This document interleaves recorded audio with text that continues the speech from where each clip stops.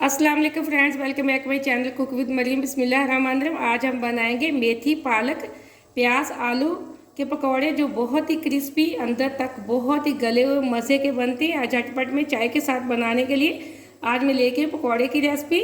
यहाँ मैंने थोड़ी सी मेथी ली है जिसको चॉप करके अच्छे से धो लिया है। पालक मैंने थोड़ी सी ली है, उसको भी मैंने अच्छे से चॉप करके धो के रख लिया। यहाँ प्याज मैंने अच्छे से धोकर चॉप कर लिए। एक आलू लिया था जिसको अच्छे से धोकर मैंने इस तरह के लंबे पीस बना लिए। ये थोड़ी सी मैंने हरी मिर्चें ली हैं। अब बाकी की चीज़ें मैं आपको बताती हूँ इसके अंदर क्या डालना है। अब यहाँ सबसे पहले इसके अंदर हम डाल देंगे बेसन। बेसन को मैंने अच्छे से छान लिया। इसी के साथ हम डाल देंगे एक छोटी चम्मच कुटी हुई लाल मिर्च की, या एक छोटी चम्मच मैंने कुटी हुई लाल मिर्च की डाल दी। एक ही हम चम्मच डाल देंगे छोटे वाली लाल मिर्च पाउडर की। तकरीबन 1.5 चम्मच हम डालेंगे नमक की। अब हम इसके डाल लेते हैं मिक्सिंग और बैटर सब पकौड़े वाला तैयार कर लें। थोड़ा सा हम हरा धनिया भी डाल देंगे इसके ऊपर। अब मैं इसको मिक्स कर लेती हूँ एक दफ़ा, दूसरी दफ़ा बोलना। यहाँ मैंने अच्छे से ये देखें मिक्स कर लिया। अभी तक मैंने इसके अंदर पानी बिल्कुल नहीं डाला। हमने सारी चीज़ें धोकर डाली थी, उनके अंदर से जो पानी निकला उसके अंदर मैंने मिक्स कर लिया। अब हम थोड़ा सा डाल देंगे इसके अंदर पानी, ज़्यादा हम बिल्कुल नहीं डालेंगे, और इसका अच्छे से करेंगे बैटर तैयार। यह एकदम से हमारा पकौड़े का बैटर अच्छे से तैयार हो चुका है। हमने बिल्कुल भी इसमें ज़्यादा पानी नहीं डाला, ना इसको ज़्यादा नरम किया। यहाँ पकौड़े बनाने के लिए मैंने कढ़ाई ली थी। कढ़ाई के अंदर मैंने ऑयल डाल दिया था। ऑयल हमारा गर्म हो चुका है। अब हम इसके अंदर डालेंगे पकौड़े।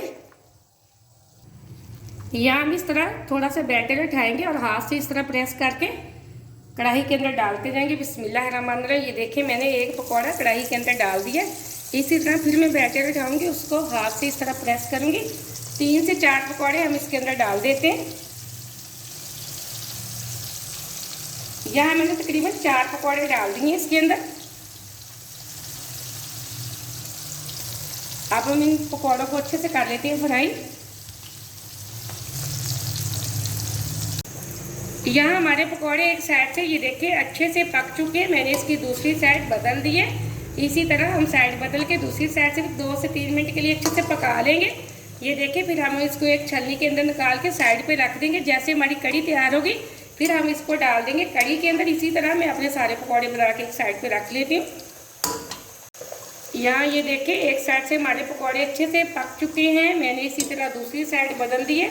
तकरीबन 3 से 4 मिनट के लिए हम दूसरी साइड से फ्राई करेंगे। ये पकौड़े बहुत ही मज़े के बनते हैं। चाय के साथ आप ये ज़रूर बनाना। अगर आप इसी तरह चैनल पे नए हैं तो मेरे चैनल को ज़रूर सब्सक्राइब करें। ये आपकी तरफ से प्यार होता है, मुझे खुशी होती है कि मैंने आपको आसान चीज़ और कोई अच्छी चीज़ सिखाई है। ये देखिए माशाल्लाह से बहुत अच्छे हमारे पकौड़े फ्राई हो चुके हैं। अब हम इसको निकाल लेते हैं कि छलनी के अंदर। इसी तरह मैं अपने सारे पकौड़े तैयार कर लूँगी। यहाँ इसी तरह मैंने अपने सारे पकौड़े बना लिए हैं। इसको मैं फ्लेम को ऑफ कर देंगे। इनको भी छलनी के अंदर निकाल के आपको दिखाती हूँ। ये देखें माशाल्लाह से हमारे पकौड़ों की बहुत प्यारी लुक है। बहुत अच्छे बने, बहुत ही मज़े के। यहाँ मैंने सब्जियाँ ज़्यादा डाली हैं, बेसन मैंने कम डाला है, इसलिए इनकी बहुत प्यारी लुक आ रही है। आपको मैं एक प्लेट के अंदर निकाल के दिखाती हूँ। यह मैंने पकौड़े एक प्लेट के अंदर निकाले हैं। ये देखिए माशाल्लाह से बहुत प्यारे बने। मैं आपको तोड़ के दिखाती हूँ।